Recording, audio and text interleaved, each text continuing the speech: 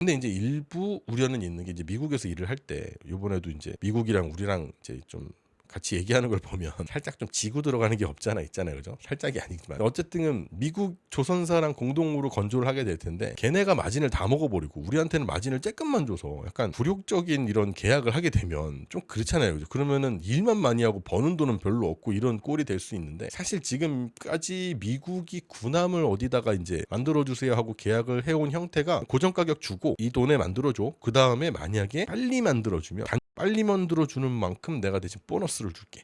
이런 인센티브 형태로 돼 있거든요. 그러니까 결국은 만드는 건 우리가 만들기 때문에 우리가 빨리 만들면 인센티브를 같이 받는 거고 우리가 늑장을 부리면 인센티브 없는 거고요. 그러면 굳이 미국 조선사가 그래도 우리가 빨리 만들어야 지네도 인센티브를 받을 텐데 우리한테 처음부터 마진을 쬐끔 주려고 계약할 때 막 너무 불리하게 그렇게 잡지는 않을 거라는 게 이제 시장의 의견이더라고요. 물론 그래 그러면 시너지는 알겠다. 사실 시너지를 보면 확실할 것 같은데 주가는 과연 어떻게 되는 거냐. 이번에 합병이 되는 HD 현대중공업이나 HD 현대미포나 사실 별로 그렇게 문제는 없을 것 같습니다. HD 현대중공업은 조금 더 장기적으로 보긴 해야 될 것 같긴 해요. 왜냐면 원래 얘네도 이제 방산을 꽤나 하던 업체인데 그 기술력이 있거든요. 이 기술력이 사실은 미국 진출을 하는 데 있어서 핵심이 될 가능성이 크니까 당연히 수혜를 많이 볼 겁니다. 근데 사실 그 HD 계열 중에서도 특히 조금 밸류가 많이 그중에 제일 높아요. 좀 더 장기적으로 본다면 충분히 좋을 거다라는 생각이 드는 거고요. HD 현대미포 같은 경우에는 이제 원래 조금 이 현대중공업에 비해서는 밸류가 좀 깎여서 거래되던 회사입니다. 항상 그랬거든요.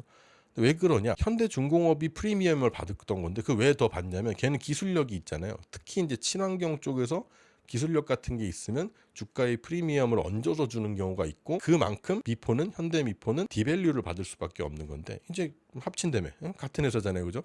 그럼 굳이 디밸류를 받을 필요가 없다는 점에서 그렇게까지 신경 쓸 필요는 없다라는 생각이고 특히 이제 둘 다 주식 매수 청구권이 있잖아요. 사실 그 밑에가 얼마 안 남았거든요.